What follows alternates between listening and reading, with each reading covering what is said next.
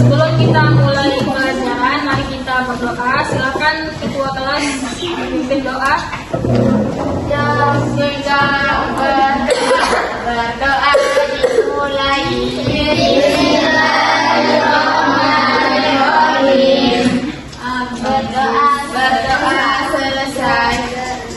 Oke, Ibu mau cek hadirannya dulu ya. Ada yang nggak masuk? Ada. Siapa? Tommy sama JJ. Ya, Ibu. 2 orang aja ya. Ya. Oke, gimana kabarnya semua? Alhamdulillah baik. Siap ya untuk mengikuti pelajaran Ibu? Siap. Ya, semangat. Masih. Oke. Jadi sebelumnya di pertemuan kemarin kita sudah mempelajari tentang struktur dan fungsi organ ekspresi. Nah, sekarang Ibu mau tanya nih, apakah kalian masih ingat apa enggak sama pelajaran yang Ibu sampaikan sebelumnya? Apa sih yang terjadi jika tubuh kita itu tidak mengeluarkan urin? Elisa? Jika tubuh tidak mengeluarkan urin, limbah dan kelebihan cairan akan menumpuk dalam darah. Ya, benar ya. Jadi ketika kita tidak bisa mengeluarkan urin, limbah atau zat yang tidak berfungsi dalam tubuh kita itu akan menumpuk sehingga kita itu bisa menyebabkan tubuh kita menjadi sakit. Salah satunya bisa jadi kita akan mengalami gangguan ginjal. Jadi pada pagi hari ini kita akan membahas tentang gangguan pada sistem ekskresi. Sebelumnya kita sudah membahas tentang struktur dan fungsi organ ekskresi. Nah, sekarang kita akan membahas tentang apa aja gangguan pada sistem ekskresi. Nah, Ibu mau tanya lagi nih, kenapa sih penting untuk kita mengenali dan mencegah gangguan sistem ekskresi sejak dini? Penting untuk penting bagi mengenali dan mencegah gangguan sistem ekskresi sejak dini itu karena sistem ini punya peran dalam menjaga keseimbangan tubuh, yaitu dalam menjaga tubuh tetap sehat, mencegah penyakit serius, pengobatan lebih mudah dan murah, menjaga keseimbangan tubuh atau homeostasis, dan meningkatkan kualitas hidup. Oke, benar ya. Oke, terima kasih Lucy. Nah, jadi perhatikan ya, tujuan pelajaran kita pada pagi hari ini setelah proses membaca materi, berdiskusi berpasangan, menyampaikan dan menyimak ringkasan melalui model kooperatif script. Peserta didik diharapkan mampu untuk mengidentifikasi organ sistem ekspresi manusia dengan benar, menjelaskan fungsi organ ekspresi, menganalisis gangguan pada sistem ekspresi, menjelaskan upaya pencegahan gangguan sistem ekspresi, dan menyampaikan ringkasan materi secara lisan kepada pasangan diskusi. Nah, jadi Ibu akan menyampaikan sedikit materi tentang gangguan pada sistem ekspresi.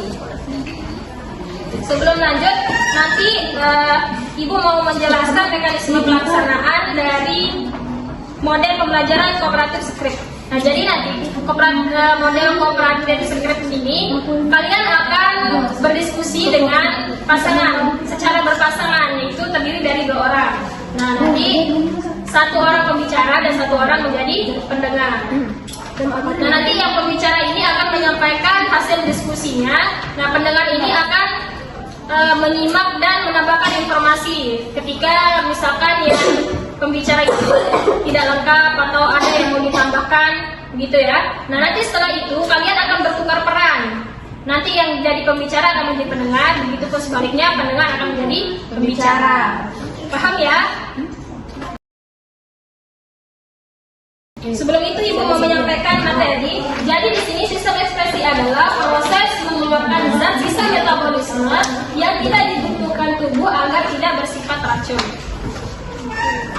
Nah, di sini ada organ ekspresi, di mana terdiri dari 4. Yang pertama ada ginjal, hati, kulit, dan paru-paru. Nah, di sini ada gangguan sistem ekspresi. Gangguan sistem ekspresi adalah kondisi ketika organ ekspresi tidak berfungsi secara normal dalam mengeluarkan zat sisa metabolisme Nah, di sini ada ginjal. Gangguannya itu yang pertama ada nefritis, yaitu peradangan pada nefron ginjal akibat infeksi bakteri. Nah, yang kedua itu ada batu ginjal atau nefrolithiasis, yaitu endapan keras dari garam dan mineral dalam ginjal. Kemudian ada gagal ginjal, yaitu ginjal kehilangan kemampuan untuk menyaring limbah secara optimal. Selanjutnya ada albuminuria, yaitu ditemukannya albumin atau protein dalam urin, yaitu tanda kerusakannya ginjal. Kemudian ada hematuria atau adanya darah dalam urin. Kemudian penyebab gangguan ginjal ini adalah kurang minum air, pola makan tidak sehat, infeksi bakteri, dan konsumsi obat berlebihan. Kemudian di sini ada gangguan pada sistem ekspresi pada hati, yaitu ada hepatitis, yaitu peradangan hati akibat virus hepatitis A, B, dan C. Kemudian ada sirosis hati, yaitu kerusakan jaringan hati yang kronis, biasanya akibat alkoholisme atau hepatitis kronis. Kemudian ada hemochromatosis, yaitu penumpukan zat besi pada hati. Kemudian ada interus, yaitu penguningan kulit dan mata akibat akumulasi bilirubin. Penyebab gangguan hati ini adalah infeksi virus, seperti konsumsi alkohol, obat-obatan, dan pola hidup tidak sehat. Nah, kemudian gangguan sistem ekspresi pada kulit, yaitu ada hiperhidrosis atau produksi keringat berlebih. Kemudian ada anhidrosis, yaitu ketidakmampuan tubuh untuk berkeringat, dan infeksi kelenjar keringat dapat menyebabkan bisul atau abses. Nah, contohnya itu seperti kayak termasuk juga jerawat gitu ya, itu termasuk infeksi kulit atau gangguan sistem ekspresi pada kulit. Nah, penyebab gangguan itu kebersihan kulit kurang, dan ada infeksi dari bakteri, jamur, dan virus. Kemudian ada alergi, penyumbatan kelenjar, dan paparan sinar matahari berlebihan. Nah, selanjutnya ada gangguan sistem ekspresi pada paru-paru. Yang pertama itu ada emfisema, yaitu kerusakan alveolus yang mengurangi kemampuan paru-paru dalam pertukaran gas. Kemudian ada asma, yaitu penyempitan saluran napas yang dapat mengganggu pembuangan karbon dioksida. Kemudian ada bronkitis kronis, yaitu peradangan saluran bronkus yang menghambat ekspresi gas. Nah, penyebab gangguan pada paru-paru ini ada polusi udara, merokok, infeksi, alergi, paparan zat berbahaya. Nah, untuk upaya pencegahannya itu dengan minum air yang cukup, pola makan yang sehat, olahraga teratur, dan hindari rokok dan alkohol. Gitu ya. Nah, sebelum Ibu bagikan LKPD, Ibu mau bagi kelompok dulu. Silakan buat kelompok berpasangan 2 orang. Ini Ibu bagi kelompok. Ini terdiri dari berapa orang? 20 berarti jadi 10 kelompok. 14 berarti 9 kelompok ya. Nah, Ibu bagikan LKPD. Silakan. Dia pasangan apa pertama? Berpasangan ya. Berpasangan ya. Berpasangan. Ini. Ini 1, 2 orang.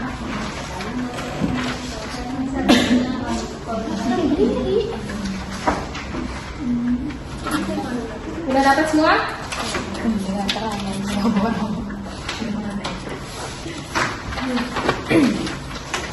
Jadi di sini sudah ada untuk kerjanya, tinggal kalian baca. Nah, nanti setiap pasangan itu kalian akan menentukan siapa yang akan menjadi pembicara dan siapa yang akan menjadi pendengar. Pembicara akan menyampaikan hasil diskusi. Nah, nanti pendengar itu akan menyimak dan menambahkan informasi. Setelah pembicara menyampaikan hasil diskusinya, nanti dia juga akan bertukar peran dengan si pendengar. Ibu kasih waktu 5 menit ya.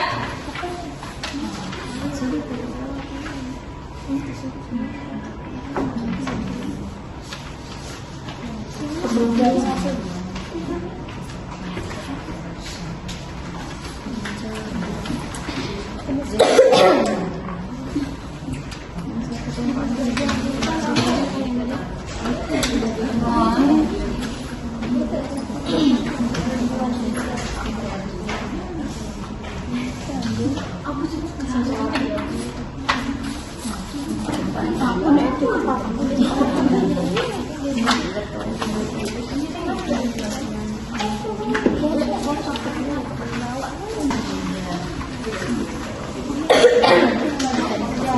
waktunya udah selesai ya. Sekarang ibu minta perwakilan satu kelompok untuk menyampaikan hasil diskusinya. Silakan kelompok 1. Ya, Bu.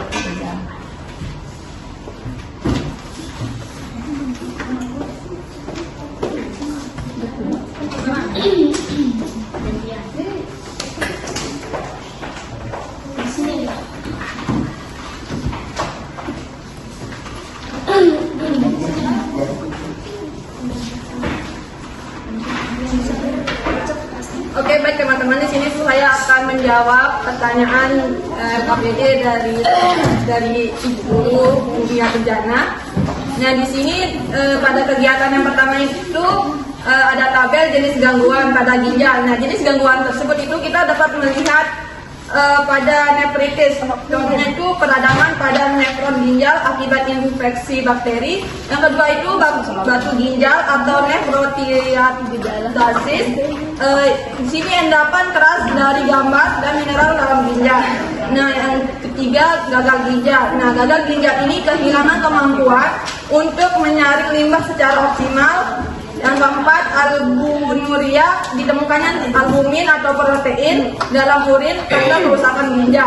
Nah, sedangkan pada gangguan pada hati, sini jenis gangguannya itu hepatitis, sirosis hati, hemochromatosis, dan icteresis. Sedangkan gangguan pada kulit itu hiperhidrosis, contohnya itu produksi keringat berlebih. Anhidrosis, ketidakmampuan tumbuh untuk berkeringat.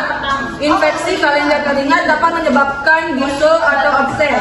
Nah, di sini ada gangguan pada paru-paru. Emfisema, kerusakan alveolis yang mengurangi kemampuan paru-paru dalam pertukaran gas. Yang kedua itu asma dan upaya Oke, sekarang gantian ya, pendengar akan menyampaikan. Kemudian gangguan apa yang mungkin terjadi pada organ tersebut? Yaitu gangguan batu ginjal atau infeksi saluran kemih. Penyebab dari gangguan tersebut yaitu sering menahannya kencing ya, jangan tahan kencing. Kemudian kurangnya minum air putih. Kita terus cara mencegah gangguan tersebut yaitu minum air putih secukupnya, yang dianjurkan 2 liter dalam sehari. Terus sekian dari saya. Sekian dari kami. Terima kasih. Beri tepuk tangan untuk